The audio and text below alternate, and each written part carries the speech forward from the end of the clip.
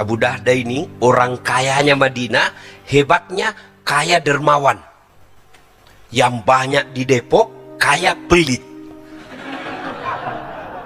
Kalau masih pelit masih aman pak, serakah. Kalau pelit dia cuma tidak mau keluar duitnya. Kalau serakah sudah tidak mau keluar, dia ambil haknya orang. Itu yang banyak politisi lakukan di Indonesia. Anehnya kita pilih juga. Apa? Bukankah belen-belen namanya itu?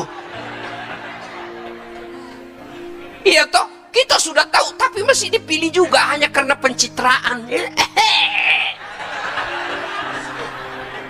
Demi Allah, biar dia ulama, biar dia profesor, biar dia pejabat, tapi kalau tidak punya ilmu sabar, tidak mungkin bisa bahagia dalam rumah tangganya.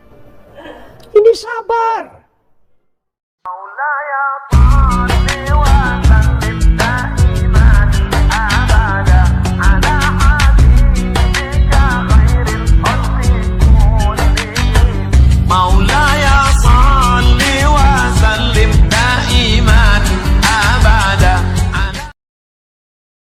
Wakhalaidan, bismillahirrahmanirrahim. Ya ayyuhalladzina amanu dukhulu fis silmi kaffatan wa la tattabi'u khutuwatis syaitan innahu lakum adu mubin. Wahai orang-orang yang beriman, masuklah engkau ke dalam Islam secara sempurna, bukan Islam gimik-gimik, bukan Islam pencitraan, bukan Islam pilkada. Islamlah secara benar. Islam kalian ketika sholat, Islam pula lah ketika kalian bikin undangan pernikahan. Belum menikah, prawedding. Boleh, tapi jangan pelukan, belum ijab kabul. Yang undang ustadz, gedungnya Islamic Center, ibu bapaknya haji, tapi foto sebelum menikah sudah boncengan pelukan. Pergi ke pesisir pantai naik mobil, naik sepeda tua. Kamu pergi jual ikan? Ini prawedding, ini ajaran dari mana? Boleh ndak? Boleh. Tapi jangan pelukan, belum halal. Caranya gimana Ustaz? Kita kan mau tahu fotonya. Sebelah kanan laki-laki sendiri, sebelah kiri kertasnya wanitanya sendiri. Ibu bapaknya di atasnya atau di bawahnya, kedua mempelai. Boleh. Saja. Saya sebenarnya lagi kondisi kesehatan tidak baik. Lagi tidak baik-baik saja. Tadi malam saya dari Singapura berobat, jam 12 tiba. Ya. Nah, ini belum sehat betul. Tapi karena cintanya kepada majelis musyawarah, saya datang ke tempat ini. Cuma saya bilang saja tadi sama Mas Seto, jangan duduk di samping saya. Kenapa Ustaz? Tambah jelek saya Mas.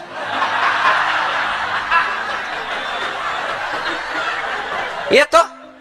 Masya Allah ya. Kalau orang gagah duduk di samping saya, dia tambah gagah, saya makin hancur. Untungnya kita masuk surga bukan kualifikasi kegagahan. Kalau kegagahan nomor 1 masuk surga para artis, kita nomor belakang.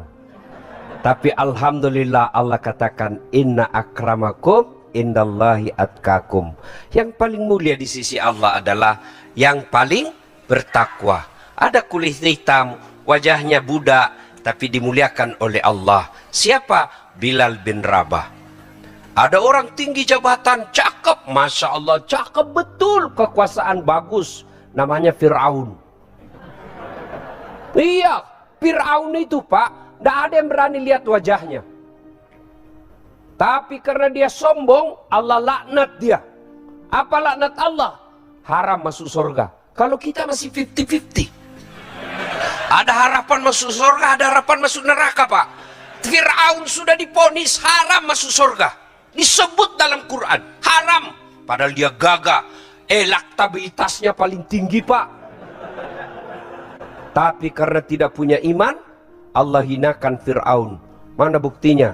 Sampai detik ini tidak ada satupun manusia mau kasih nama anaknya Fir'aun.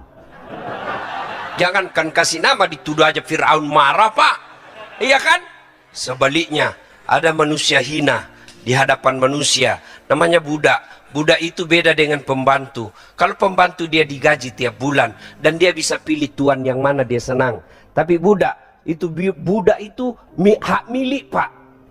Boleh dibakar, boleh ditikam, boleh dibunuh, hak milik. Seperti Bapak punya handphone, mau lempar, mau celupkan ke air, boleh, Pak. Malah saya lihat ada iklan handphone boleh masuk ke air. Untuk apa masuk ke air? Memangnya kau bicara dalam kolam? Iklan beleng-beleng. Ya kan?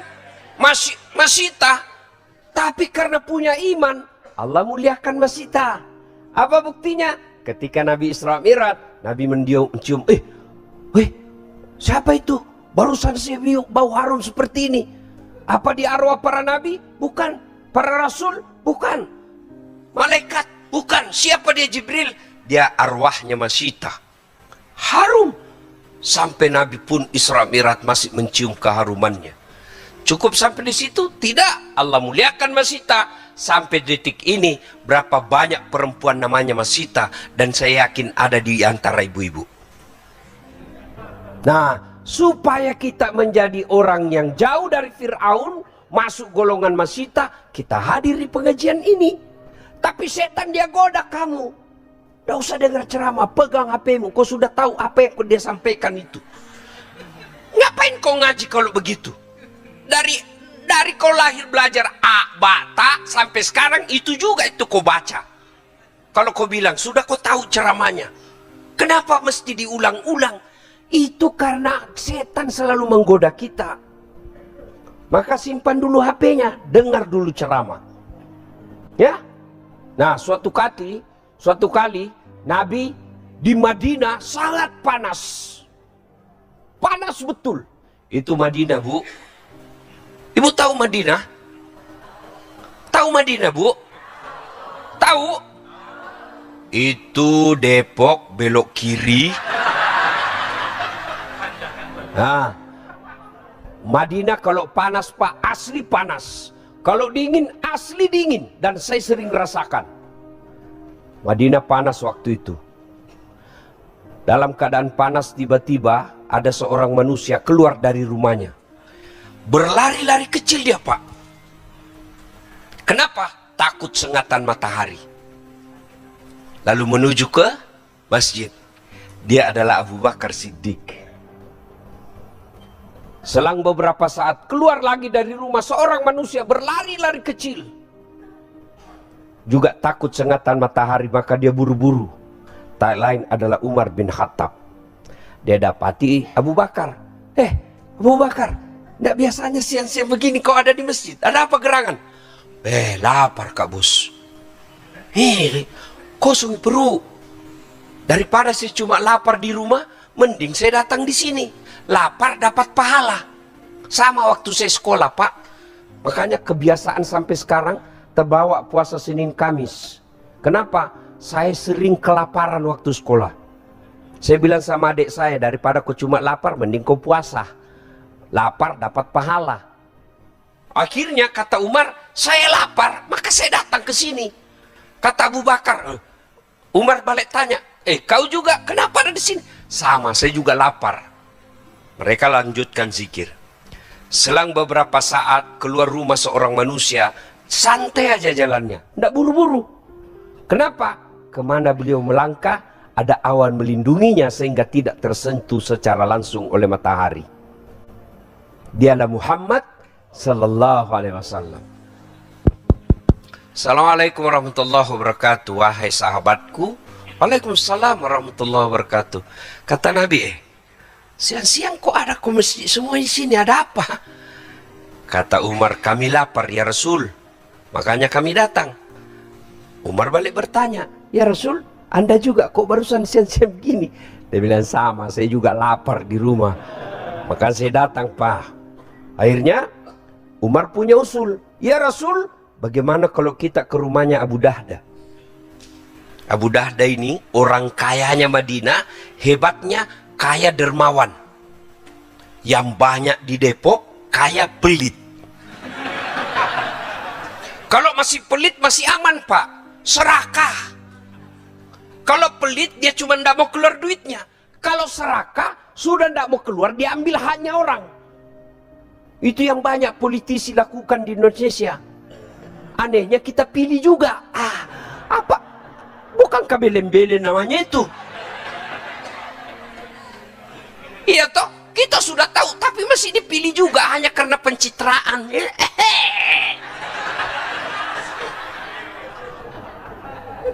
Iya.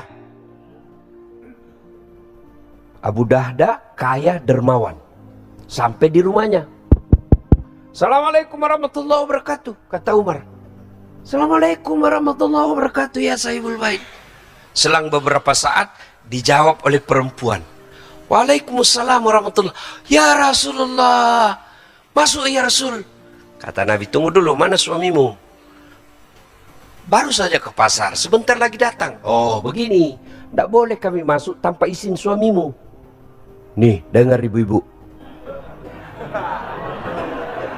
Hei, dengar.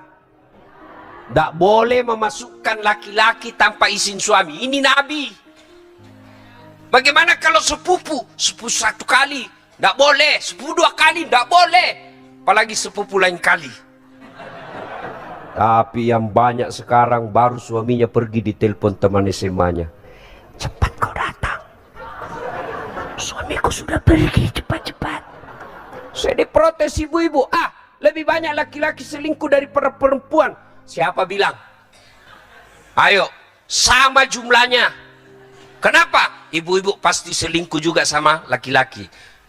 Bapak-bapak pasti laki-laki selingkuh sama perempuan. Tidak mungkin dia selingkuh sama laki-laki juga. Iya Pak, berarti jumlahnya sama. Maka Nabi katakan, kita tunggu suamimu. Dengar Bu, tidak boleh memasukkan laki-laki lain tanpa izin suami. Datang keluarganya dari Sulawesi. Bang, ini ada adekmu nih. Gimana? Kalau suami katakan, suruh tunggu di ruang tamu, suruh tunggu di teras, tidak boleh kasih masuk ibu. Haram. Nah, datanglah. Suaminya selang beberapa saat, datang.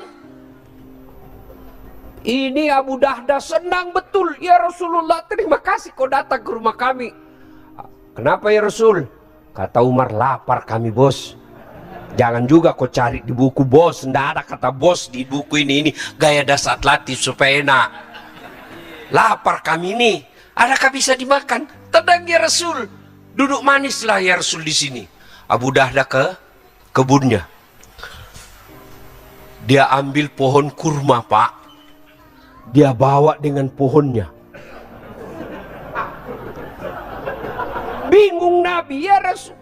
Abu Dahda, kita cuma makan buahnya. Ya Rasul, kalau buahnya saya bawa, saya tidak tahu mana yang Anda senang. Kalau saya bawa dengan pohonnya, silakan pilih. Begitu cintanya kepada Rasul. Cukup sampai di situ? Tidak. Beliau potong kambing yang paling bagus.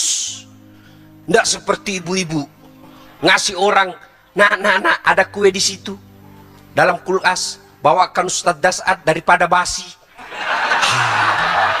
La haula wala quwata illa billah. Nanti basi baru dia ingat ustadznya. Yang lebih parah lagi, konsultasi malam-malam. Telepon jam 12, jam 12. Ustadz belum tidur. Kalau saya sudah tidur saya tidak jawab ini anumu. Ada apa? Cek nomor aja Ustadz. Astagfirullah. Ya, sudah. Lalu Abu Dahda menyembelih binatang yang paling pagi. Sebagian dagingnya disate, dibakar, dipersembahkan kepada Nabi. Nabi menyantapnya dan berkata, Abu Dahda, tolong bawakan anakku Fatimah. Sudah lama kasihan anak saya tidak makan enak seperti ini. Bawakan anak saya. Ini bapak-bapak ingat nih. Kalau makan enak di luar, jangan kau lupa bini dan anakmu. Nabi Masya Allah, dia ingat istrinya Pak. Bapak kalau di luar traktir orang, semua makan enak, sampai di rumah istrinya tidak pernah ditraktir. Suami macam apa itu? Tidak pernah dicontohkan Nabi itu. Malah kalau pulang sudah ditraktir temannya. Teman saya yang traktir bu, padahal dia yang traktir temannya. Hati-hati juga ini yang suka ditraktir. Apalagi yang tidak pernah traktir kamu semenjak kau kenal 12 tahun. Baru kau ditraktir. Siapa tahu uang pilkada dia kasih makan kau.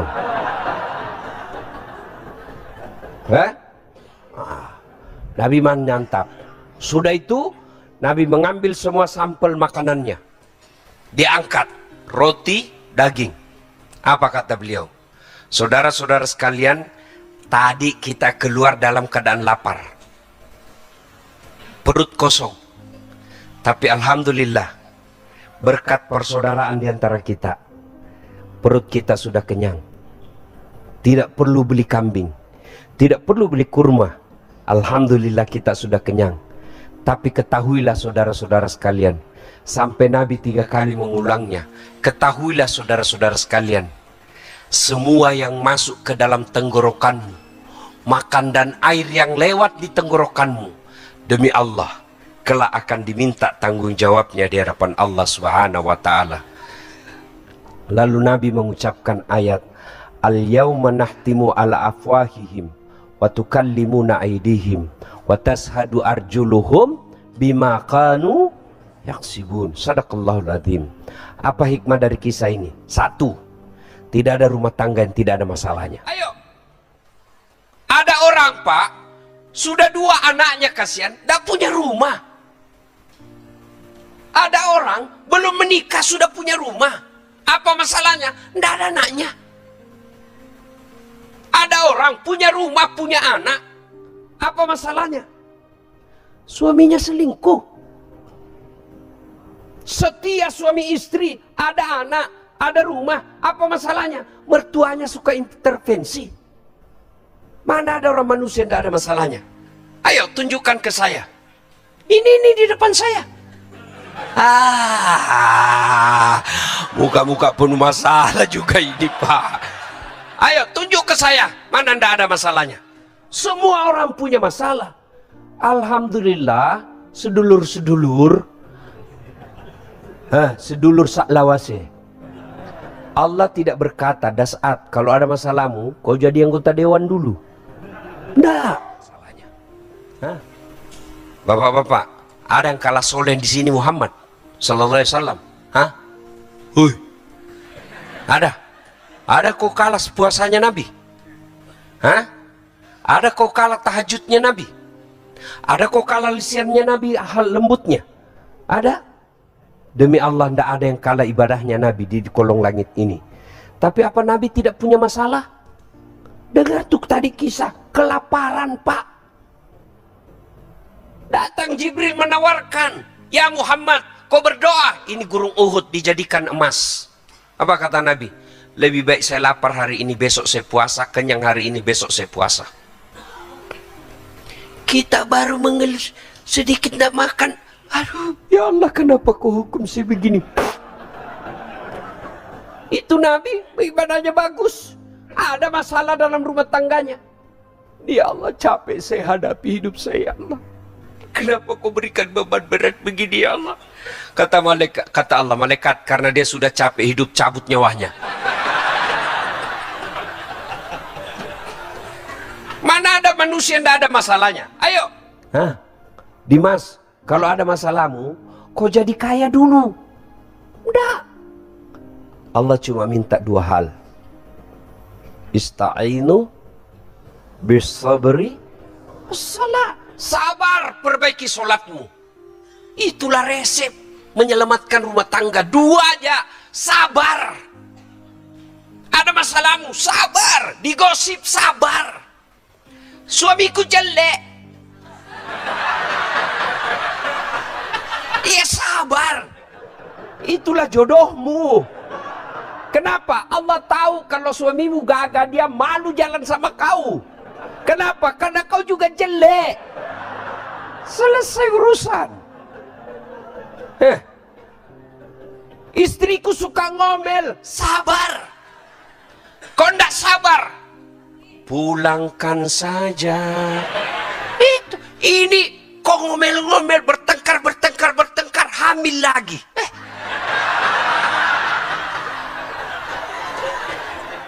Demi Allah, biar dia ulama, biar dia profesor, biar dia pejabat, tapi kalau tidak punya ilmu sabar, tidak mungkin bisa bahagia dalam rumah tangganya. Ini sabar. Istriku suka ngomel, pasti karena kau jarang kasih hadiah. Itu bocor soal. Rahasia perempuan itu, Pak, 2. 1 kasih hadiah, 2 puji. Makanya kalau istrimu suka ngomel, pasti 2 ini jarang kau lakukan. Sudah jarang kasih hadiah, tidak pernah lagi memuji. Coba itu ibu-ibu. Biar kau tidak punya, tidak setiap hari kau datang rumah, yang penting ada duitnya, aman dia. Tidak percaya, kau dengar baik-baik ya. Saya tanya, ibu-ibu, biar suami tidak pula, yang penting ada Nah, kau dengar baik-baik dia tuh. Itu uang dia cari, Pak.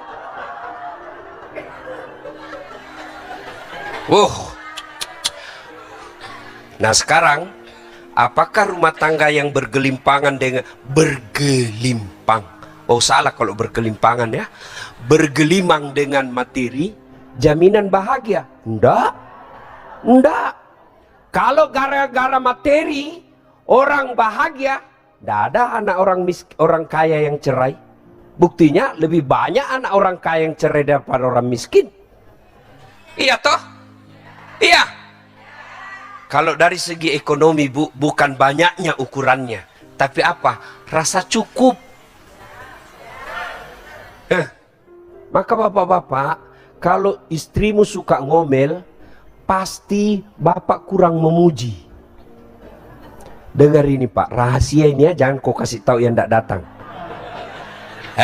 Pak, ada 3 rahasia. Bohong yang halal, boleh bahkan berpahala. 1 diantaranya, bohongnya suami membahagiakan istri. Boleh bapak bohong. Contoh, waduh, kenapa Bu? Makin hari saya lihat kau makin cantik aja, padahal makin jelek. Malah bapak kalau jujur dosa. Loh, saya lihat kau makin jelek aja Bu. Jelek, hamil juga. Boleh, ya. Hati-hati milih imam. Kalau kau milih imam, namanya kepala daerah. Jangan kau pilih karena sekampung. Kamu bukan mau pilih kepala kampung. Jangan kau pilih karena satu suku. Kamu bukan mau memilih kepala kerukunan. Jangan kau pilih karena dia sepupumu. Pilih karena kalau yakin dia membawa amanah. Caranya 1, kata Nabi, dengar ini, kalau kau mau memilih pemimpin, kata Nabi, 1, lihat fatona. Apa itu fatona? Cerdas. Mau lihat cerdasnya, lihat aja dia kuliah atau tidak, dia master atau tidak, dia doktor atau tidak. Kalau ada ijazah tidak pernah kita dengar kuliah, hati-hati. Itu ukurannya, cerdas atau tidak, pernah sekolah, pernah kuliah. Minimal itu ukurannya. Yang kedua, syaratnya kata Nabi, tabligh. Apa itu tabligh? Pandai bicara. Kalau dia cerdas tapi tidak tahu bicara, bagaimana caranya dia mau sampaikan apa yang dia mau? Saya jadi wali kota, ada cerdas otak saya punya pemikiran, tapi saya tidak tahu ngomong, bagaimana ceritanya? Maka keliru kalau ada orang bilang, dia cuma pandai bicara. Tidak, justru pemimpin harus pandai bicara. Rasulullah pandai bicara, Abu Bakar Siddiq pandai bicara, Umar bin Khattab hebat berpidato, Ali bin Abi Thalib juga begitu, Utsman bin Affan juga begitu. Kalau ada pemimpin sekarang, Pak, coba lihat pemimpin kita. Bukan dia yang bikin naskah, dibikinkan naskah pidatonya, masih baca pun masih salah-salah.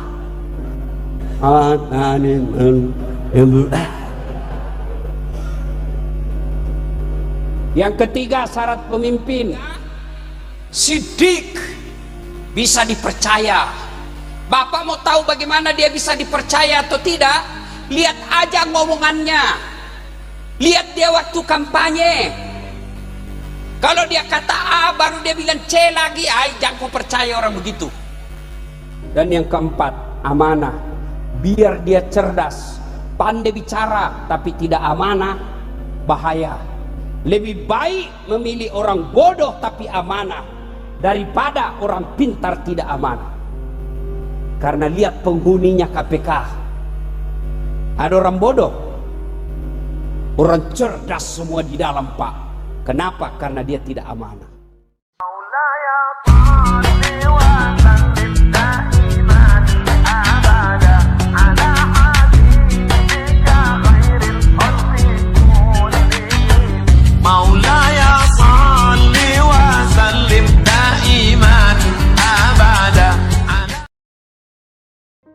Wa qala idzan Bismillahirrahmanirrahim.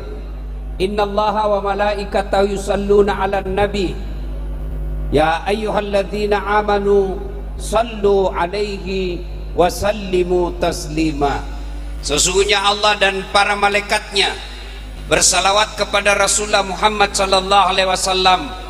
Maka wahai orang-orang yang beriman, bersalawatlah kalian kepada Rasulullah dengan sebaik-baik salawat.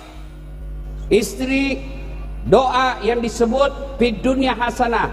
Satu, ulang, punya anak yang soleh dan soleha. Dua, punya istri yang soleh dan soleha. Tiga, punya harta yang berkah, bukan yang banyak. Saya yakin di kabupaten ini banyak orang kaya, bahkan lebih kaya daripada anaknya yang punya masjid. Tapi dihitung jari anak yang bisa bikinkan masjid. Itulah yang disebut harta yang berkah.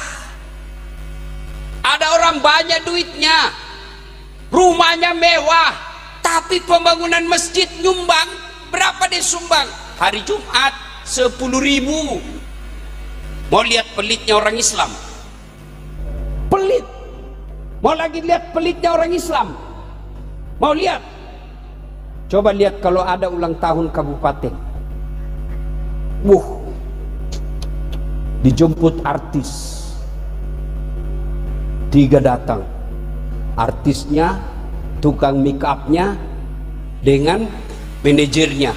Masing-masing kasih bisnis kelas tiketnya, hotel bintang 5. Kawal tentara polisi. Padahal cuma datang bawa alamat palsu. Sudah itu selesai acaranya, pulang kasih uang 100 juta sampai 200 juta. Sampai di Jakarta uang 200 juta itu dia pakai hura-hura itu tadi selebriti. Giliran bapak mengundang guru penghafal Quran, kamu jemput? Enggak, kau kirimi Grab, kirim ojek motor lagi, motor tua, tidak ada stang kakinya satu di belakang, tak gantunglah kakinya Pak Guru. Sudah sampai kadek sedikit lagi, hujan lagi, terpaksa satu mantel berdua. Sudah sampai kadek, lagi 2 tikungan Guru.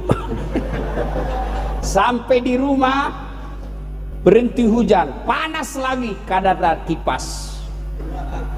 1 jam barsanji, 1 jam hapsian Pak Guru. Sallallahu ala Muhammad, sallallahu alaihi, berdoa. Ini ketek basah semua Pak.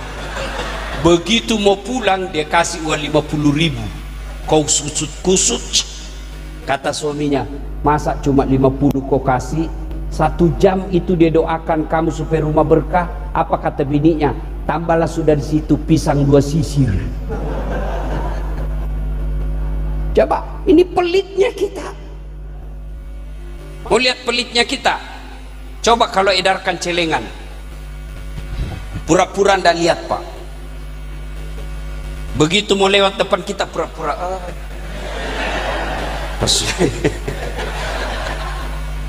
Ada orang begitu pelitnya Pak, lewat celengan, dia tarik lalunya, dompetnya. Lama di gini, orang di belakangnya, wih, banyak dia mau kasih masuk ini. Ternyata dia cari yang paling kecil. Dia kasih masuk uang 2.000. Tiba-tiba dari belakang ada anak muda. Dia tepuk pundaknya itu tadi Pak Haji. Dia dorong. Wih, 100.000. Dia lihat, hebat ini anak muda. Masih muda 100.000. Dia kasih masuklah di celengan. Begitu masuk celengan, ini anak muda bilang, Pak Haji, itu uangnya yang jatuh di dompetnya Bapak. Begitu pelitnya dia orang Pak. Dia datangi itu selesai sholat Jumat, dia datangi takmir masjid. Pak, yang masuk celengan uang 100.000 ini Pak, uang saya salah masuk ini Pak. Kalau kalian rumah-rumahmu mewah, lalu di depan di samping rumahmu ada masjid yang kada jadi-jadi, kamu orang-orang kaya yang dengar azan dekat masjid itu, dicari nanti dulu sama malaikat. Lalu Allah tanya, kenapa rumahku tidak baik-baik? Kenapa rumahku tidak beres pembangunannya? Saya kasih kau umur, saya kasih kau kekayaan, saya kasih kau kesehatan. Itu rumahmu mewah betul, kursimu mewah. Kenapa karpet di masjidku jelek? Hati-hati. Harta yang berkah itu ada manfaat buat orang lain. 4, di dunia hasanah. Apa itu? Punya teman yang soleh dan soleha. Bukan teman pejabat, bukan teman orang kaya. Tapi kalau kaya, pejabat dan soleh dan soleha, itu lebih baik. Yang lebih tidak baik sudah miskin, jahat lagi. Tuan-tuan, Bapak Ibu yang saya muliakan, tahu kambing? Tahu kulit kambing? Bapak tahu kulit kambing? Coba kalau kulit kambing ketemu Quran, dijadikan pembungkus Quran. Kulit kambing yang busuk dan dianggap hina, karena dia menjadi pembungkus Quran, dicium itu kulit kambing. Mau dibaca, dicium kulit kambing. Selesai dibaca, dicium lagi kulit kambing, disimpan. Kulit kambing ketemu Quran menjadi mulia, Quran mulia. Tapi kulit kambing ketemu drum, jadi apa? Diapai? Dipukul, salami teman. Saudara-saudaraku, kalau kamu mau memilih kepala daerah, lihat temannya, salah satu ukurannya. Kalau temannya banyak tukang bohong, hampir bisa dipastikan dia juga pembohong. Kalau temannya orang sombong, hampir bisa dipastikan dia juga sombong. Kenapa? Pepatah dulu mengajarkan air tidak mungkin bergabung dengan minyak. Kalau kita bersahabat dengan orang yang sholatnya baik, lambat laun dia ajak kita ke masjid. Begitu masuk waktu sholat, dia akan berkata, saatnya sholat, ayo kita masjid dulu. Tapi kalau kalian berteman dengan tukang judi, lambat laun dia akan bayarkan kamu mulai judi. Maka saudara-saudara sekalian, di dunia hasanah, punya teman yang baik. Sekarang mau lihat pertemanan yang baik, lihat sholat jamaah. 1, sebab orang malas ke masjid, dia tidak lihat pahalanya. 2, dia tidak tahu pahalanya. 3, ini yang paling penting, manajemen masjid tidak bagus. Sudah saatnya manajemen zaman dulu ditinggal. Banyak sekarang takmir masjid, pengurus masjid setelah dilantik, diangkat oleh masyarakat, dipercayakan ngurus masjid, dia kira dia yang punya masjid. Kalau rapat harus dia yang benar karena dia ketua. Tidak. Masjid sekarang saya lihat saldo kas banyak-banyak, tapi dalam masjid tidak beres. Saldo kas 100 juta, karpetnya sudah 7 kali lebaran tidak pernah diganti. Saldo kas 150 juta, toiletnya tidak ada airnya. Ini takmir masjid seperti ini, kamu nanti bakal berderita di padang mahsyar. Nanti ditanya, kenapa kau jadi pengurus masjid kalau kau tidak urus masjid? Hati-hati Pak pengurus masjid, hati-hati. Apalagi sampai menggunakan anggaran masjid direnovasi, lalu Bapak berpikir ini kan atapnya sudah tidak dipakai, bolehlah saya bawa ke rumah. Tidak boleh, bukan hakmu. Pengelolaan masjid sekarang harus modern. Ngapain besar-besar? Tidak apa-apa kan seperti ini, kecil tapi nyaman. Itu imam kata Nabi, kalau kau jadi imam, pendekkan bacaanmu. Nabi itu kalau jadi imam ringkas bacanya. Nanti kalau sholat sunnah di rumah baru panjang-panjang. Kita terbalik. Kalau jadi imam panjang-panjang, kalau dia sendiri kul-kul. Saya heran lihat anak-anak sekarang kalau jadi imam, dia senang betul yang panjang-panjang. Siapa yang ngajar kamu? Kata Nabi, ringkaskan dan baca yang umumnya orang hafal. Kenapa disuruh ringkas? Kita lihat orang tua. Itu sebabnya imam sebelum takbir sunnah lihat dulu ke belakang. Salat aja, oh banyak orang tua. Jangan kau panjang-panjang. Banyak anak muda. Maka baca saja yang ringkas. Kalau panjang, kau siksa orang remati. Sudah kasihan lama mulai. Kan ada itu yang remati sudah lututnya sudah bengkok. Tambah lagi lama-lama kasihan jatuh kepalanya lagi. Belum selesai payung jatuh. Yang kedua, baca yang umumnya orang hafal.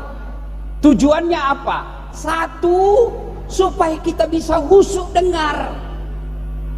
Coba kalau kita baca, imam baca wadduha, kita bisa ikut. Kenapa? Kita juga hafal. Tapi coba kalau imam baca Al-Anfal ayat 5 sampai 55. Dia khusyuk dengan bacaannya, kita khusyuk dengan hayalan. Kita mau ikut, tidak dihafal, kita mau ruku. Pak Imam belum ruku, terpaksa kita baca semua di dinding. Keadaan keuangan masjid, pengeluaran, 1 bayar listrik bulan November, 2 bayar air bulan. Dibaca semua itu Pak. Belum juga selesai bacaannya Pak Imam sudah habis itu 1 papan. Pindah lagi kita samping kiri kalender, pengurus Nahdlatul Ulama. Belum selesai juga, baju lagi orang itu caleg DPR RI nomor urut tuh. Semua dia baca. Siapa yang salah? Siapa yang salah? Imam. Yang kedua, kenapa disuruh baca yang orang hafal? Supaya kalau imam salah, ada yang bisa bantu. Coba kalau imam salah wadduha, kita bisa bantu. Kenapa? Karena kita hafal. Tapi coba kalau imam baca Al-Anfal, begitu salah, ya hadapi kesusahanmu sendiri. Siapa suruh cari susah? Ada ini wallahu alam benar atau tidak ini cerita anak muda dari penghafal Quran, dites hafalannya. Kau hafal nak? Kan masjid ini masjid tua, dari imam baca Al-Fatihah lancar, Giliran surah yang dia baca, hanya dia yang hafal. Enak dengar. Tiba-tiba dari atap ada cicak jatuh, kena telinganya. Pas kena telinga, kaget, hilang hafalan lanjutannya. Dia ingat, apa lanjutannya ayat tadi ini? Apa lanjutannya? Tidak juga. Suasana hening dalam masjid. Tiba-tiba ini Pak Imam, dia bilang, tolong bantu di belakang. Yang di belakang juga dia bilang, saya juga tidak tahu. Anak-anak muda berteriak, dia bilang, kalau begitu ya sudah, Allahu Akbar. Siapa salah, Pak? Siapa salah? Imam. Ada lagi nih, waktu saya kecil dulu di kampung, sholat lama sekali Pak Imam ruku sujud, lama betul. Tidak seperti biasanya ini. Kenapa lama betul? Ada kawan saya, dia angkat kepalanya langsung teriak, wih, hilang Pak Imam. Ternyata Pak Imam keluar dari pintu, bubar sholat. Yang ditunggu ndak ada, Pak. Bubar sholat. Pak Imam, kenapa tinggalkan jamaah? Dia bilang, saya kentut nak.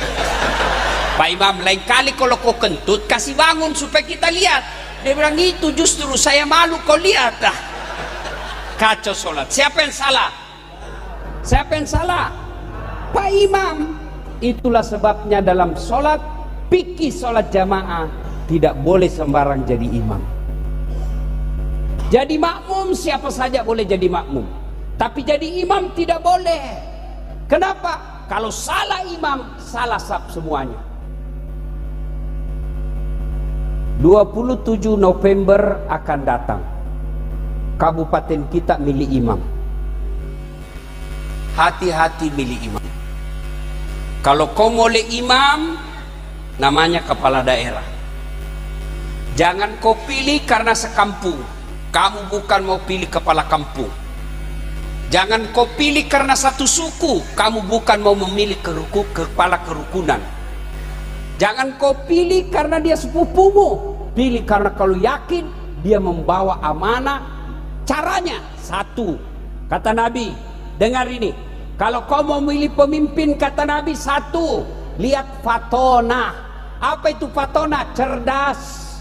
Mau lihat cerdasnya, lihat aja dia kuliah atau tidak, dia master atau tidak, dia doktor atau tidak. Kalau ada ijazah tidak pernah kita dengar kuliah, hati-hati. Itu ukurannya, cerdas atau tidak, pernah sekolah, pernah kuliah. Minimal itu ukurannya. Yang kedua syaratnya, kata Nabi, tabligh. Apa itu tabligh? Pandai bicara. Kalau dia cerdas tapi tidak tahu bicara, bagaimana caranya dia mau sampaikan apa yang dia mau? Saya jadi wali kota, ada cerdas otak saya punya pemikiran, tapi saya tidak tahu ngomong, bagaimana ceritanya? Maka keliru kalau ada orang bilang, dia cuma pandai bicara. Tidak, justru pemimpin harus pandai bicara. Rasulullah pandai bicara, Abu Bakar Siddiq pandai bicara, Umar bin Khattab hebat berpidato, Ali bin Abi Thalib juga begitu, Utsman bin Affan juga begitu. Kalau ada pemimpin sekarang, Pak, coba lihat pemimpin kita, bukan dia yang bikin naskah, dibikinkan naskah pidatonya, masih baca pun masih salah-salah.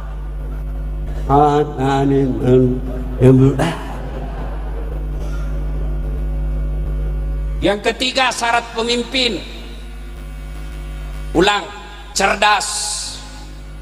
Dua, pandai bicara, tabligh, menyampaikan.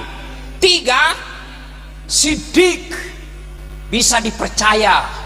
Bapak mau tahu bagaimana dia bisa dipercaya atau tidak? Lihat aja ngomongannya. Lihat dia waktu kampanye. Kalau dia kata A baru dia bilang C lagi, jangan kau percaya orang begitu. Dan yang keempat, amanah. Biar dia cerdas, pandai bicara tapi tidak amanah, bahaya. Lebih baik memilih orang bodoh tapi amanah daripada orang pintar tidak amanah. Karena lihat penghuninya KPK, ada orang bodoh, orang cerdas semua di dalam, Pak. Kenapa? Karena dia tidak amanah. Saudara-saudara sekalian, tapi pesan yang paling penting, Berbeda pilihan boleh, tapi jangan berpecah belah. Mau pilih nomor 1 silakan, nomor 2 silakan, nomor 3 monggo, nomor 4 silakan, sampai nomor berapapun silakan, tapi jangan kau berpecah belah. Orang yang mau jadi kepala daerah kamu bertetangga bermusuhan. Masih ingat pilpres? Ingat pilpres? Siapa yang bertanding calon presiden? Joko Widodo lawan Bapak Prabowo. Siapa yang menang? Joko Widodo. Siapa menterinya? Bapak Prabowo. Bertarung dia. Satu paket. Kamu bertetangga dari sejak 2015 sampai sekarang masih masuk buku, masih musuh, bermusuhan. Apa kamu dapat?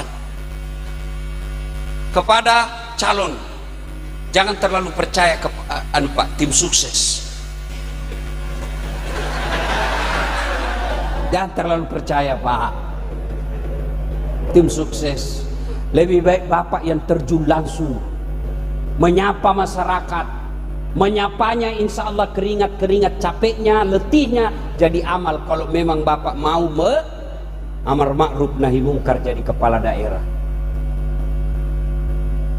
Kalaupun Allah takdirkan bukan Bapak pemenangnya, bukan kalah ya, tidak menang, bukan kalah.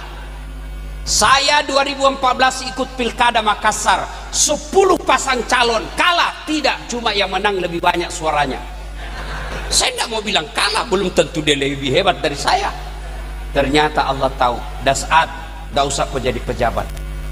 Kalau saya menang waktu itu, saya tidak ceramah hari ini di sini. Andai saya menang waktu itu, bisa jadi saya penghuni penjara karena bisa jadi saya salah mengelola anggaran. Allah katakan, dasat, tidak usah jadi pejabat. Andai saya jadi pejabat, setengah mati saya hormat.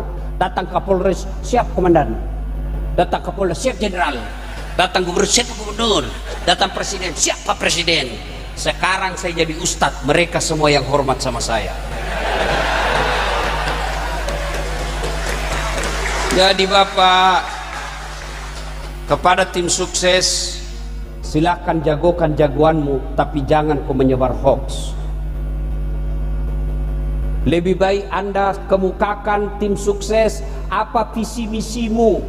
Tidak usah kau cari jelek-jeleknya lawanmu. Yang namanya kau cari-cari pasti ketemu. Iya, kalau itu benar. Kalau fitnah, kamu akan menderita di akhirat kelak. Kalaupun benar, tetap tidak boleh. Kenapa? Namanya ghibah. Kalau kamu tunjukkan kesalahannya bukan di medsos, tapi ketika kau debat. Nanti kan ada debat. Disitulah kamu ajukan apa persoalanmu yang kau tidak senang sama calonnya orang. Itu namanya debat. Tapi pada intinya Pak, lakui pemilihan ini santai, jangan kau bermusuh-musuhan. Kalau kabupaten kita ini ribut, bukan orang Sulawesi Selatan yang menderita, bukan saudara kita yang ada di Jawa. Siapa? Kalian semua yang tinggal di kabupaten ini. Kamu mau pilih jagoanmu silahkan, tapi hormati lawanmu. Wa'tasimu bihablillahi jami'an wa la tafarraqu. Berpegang teguhlah engkau kepada tali persaudaraan agama Allah, dan janganlah engkau bercerai-berai.